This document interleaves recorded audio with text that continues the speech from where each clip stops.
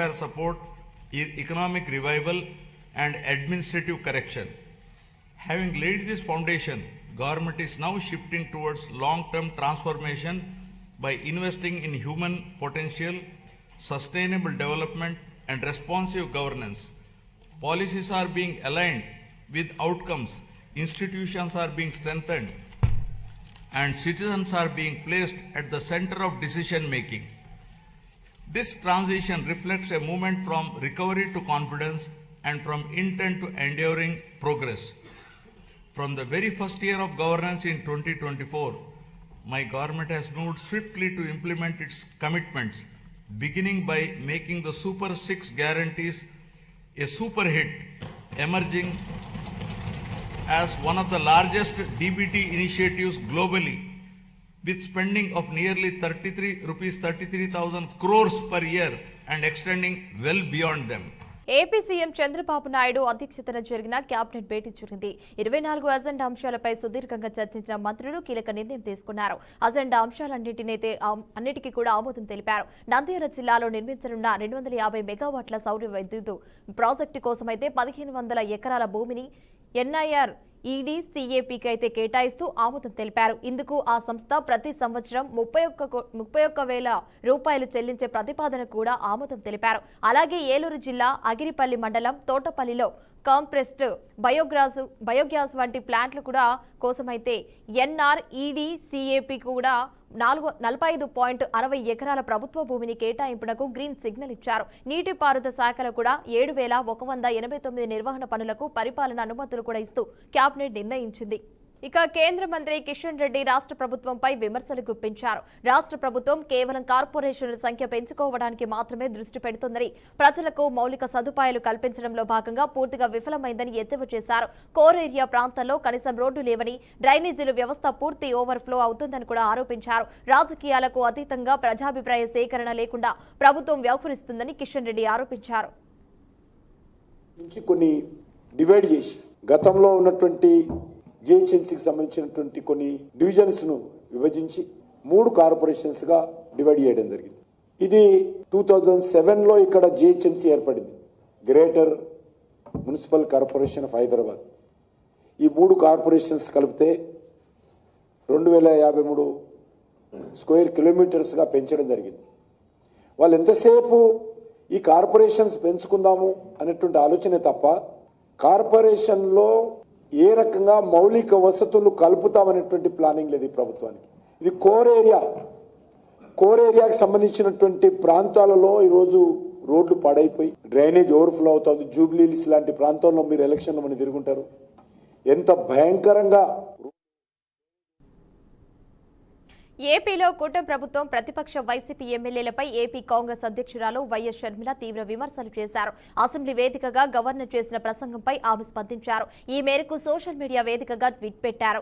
Governor budget ప్రసంగమంతా డొల్ల రాష్ట్ర అభివృద్ధిపై అయితే మణిపూర్ రాష్ట్రంలో మరోసారి హింస చెలరేగింది.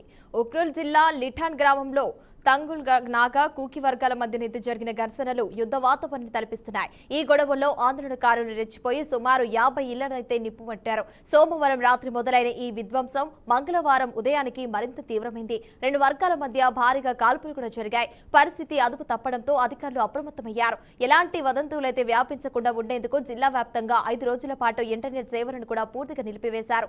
భారీ సంఖ్యలో భద్రతా బలగాలను సంఘటన స్థలానికైతే తరలించారు. ఈ తాజా హింసతో అయితే స్థానిక ప్రజలు తీవ్ర భయాందోళనకు కూడా గురవుతున్నారు. శాంతి భద్రతలను కాపాడడానికి పోలీసులు కఠిన చర్యలు కూడా తీసుకుంటున్నారు.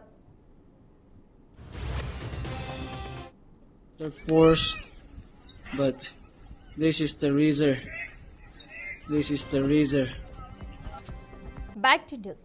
ప్రపంచవ్యాప్తంగా ప్రకంపనలు సృష్టిస్తున్న ఎప్స్టీన్ సెక్స్ అయితే కుంభకోణం వ్యవహారం అయితే ఇప్పుడు భారతీయ జాతీయ రాజకీయాల్లో సంచలనంగా మారింది. ఈ అంశాన్ని రాహుల్ గాంధీ తెరపైకి కూడా తెచ్చారు. ప్రధాని నరేంద్ర మోదీ, కేంద్ర మంత్రి హర్దీప్ సింగ్ పూరికి ఎప్స్టీన్తో సంబంధాలు ఉన్నాయని, ఆ పత్రాలలో మోదీ పేరు కూడా ఉన్నట్టు రాహుల్ గాంధీ తీవ్ర ఆరోపణలు చేశారు. దీనిపై ప్రధాని వివరణ ఇవ్వాలని కూడా డిమాండ్ చేయడంతో పాటు కేంద్ర మంత్రి హర్దీప్ సింగ్ పూరికి కూడా ఎప్స్టీన్తో పరిచయాలు ఉన్నాయని రాహుల్ చెప్పుకొచ్చారు.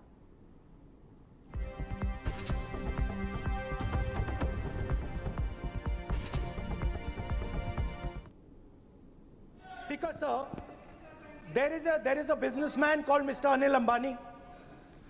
I want to ask the question, why is he not in jail? The reason he's not in jail is because his name is in the Epstein files. एक तो That's why he's not in jail. Rahul ji जो भी I'd also like to ask Mr. Hardeep Puri, who introduced him mister chair to Epstein. Mister Rahul no I know who introduced him.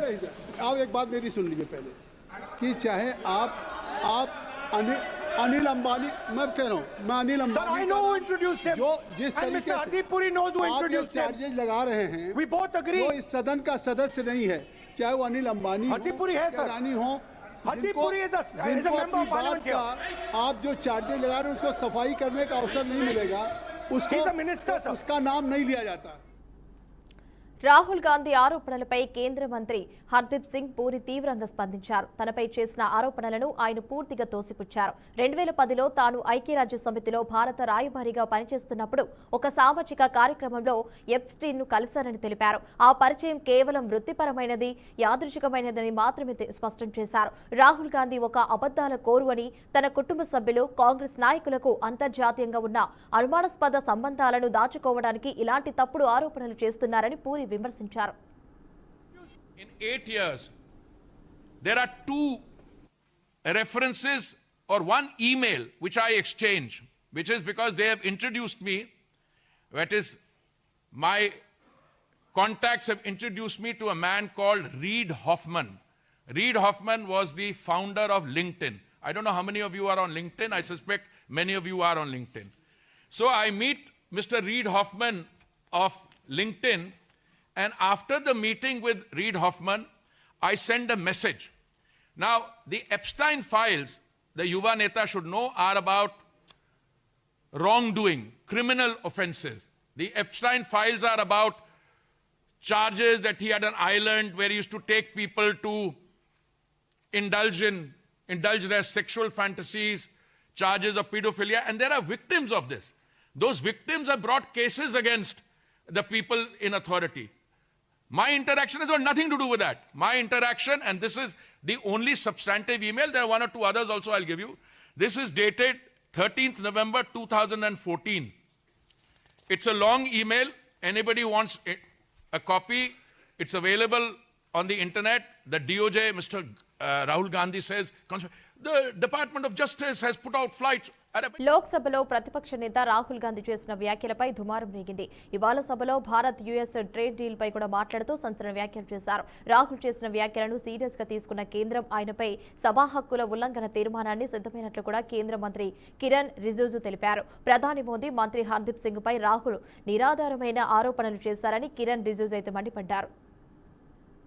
We are going to file a notice, privilege notice, against Sri Rahul Gandhi for misleading the House and also making baseless statement. There is a very clear-cut rules of procedure conduct of business in the Lok Sabha and Rajya Sabha. When a member intends to make serious charges of allegation against another member, then you have to make a notice and also substantiate the allegation.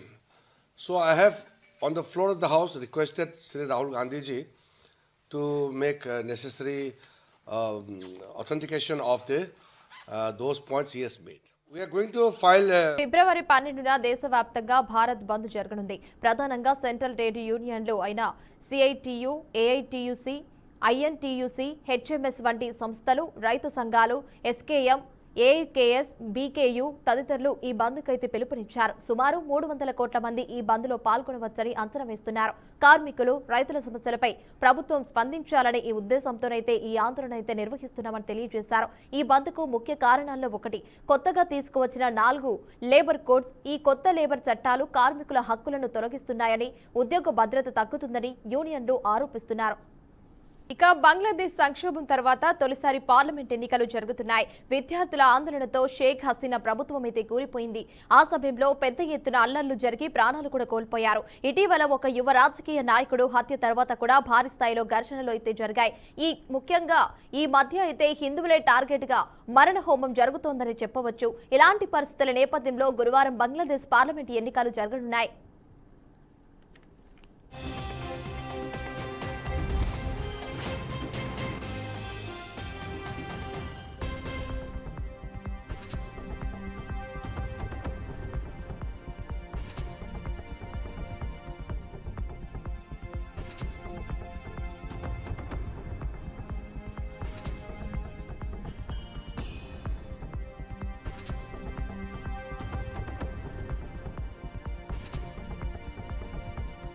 ఇక గురువారం ఉదయం 7:30 polling ప్రారంభమవుతుంది.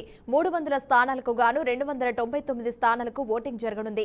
సార్వత్రిక ఎన్నికల polling తో పాటు బంగ్లాదేశ్ రాజ్యాంగం సవరణకు సంబంధించిన జాతీయ చార్టర్ పై కూడా ప్రజలు ఓటు వేయనున్నారు. ఇక బంగ్లాదేశ్ ఎన్నికల కమిషన్ ప్రకారం పోలింగ్ ముగిసిన వెంటనే కౌంటింగ్ ప్రారంభం కానుంది. శుక్రవారం ఉదయానికి పూర్తి ఫలితాలు వచ్చనున్నాయి.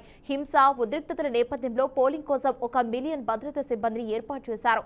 5 లక్షల మందితో కౌంటింగ్ నిర్వహించనున్నారు. ఇక అనేక దేశాల నుంచి వచ్చిన 350 మంది విదేశీ పరిశీలకులు ఎన్నికలనైతే పర్యవేక్షించనున్నారు. కాల్పుల మూతతో థాయిలాండ్ దద్దరిల్లింది. సోంక్లాలోని డే కేర్ సెంటర్లో గుర్తు తెలియని వ్యక్తి విచక్షణారహితంగా కాల్పులు జరిపాడు.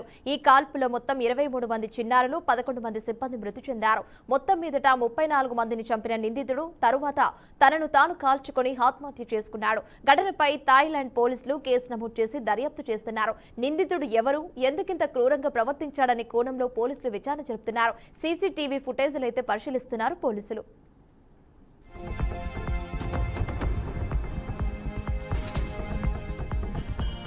T20 ప్రపంచ కప్ లో ఆసక్తికర మ్యాచ్ ఇది జరిగింది. గుజరాత్ లోని నరేంద్ర మోదీ మైదానం వేదికగా సౌత్ ఆఫ్రికా వర్సెస్ ఆఫ్ఘనిస్తాన్ మధ్య మ్యాచ్ జరిగింది. ఈ మ్యాచ్ లో భాగంగా తొలుత బ్యాటింగ్ చేసిన సౌత్ ఆఫ్రికా 20 ఓవర్లలో 6 వికెట్లు నష్టానికైతే 187 పరుగులు చేసింది.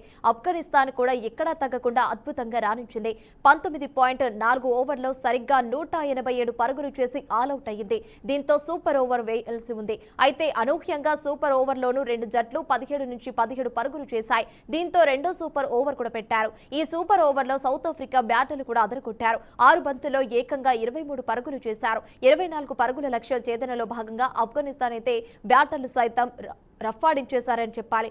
6 బంతుల్లో 2 వికెట్లు కూడా కోల్పోయి 19 పరుగులు చేశారు. దీంతో సౌత్ ఆఫ్రికా విజయం సాధించింది.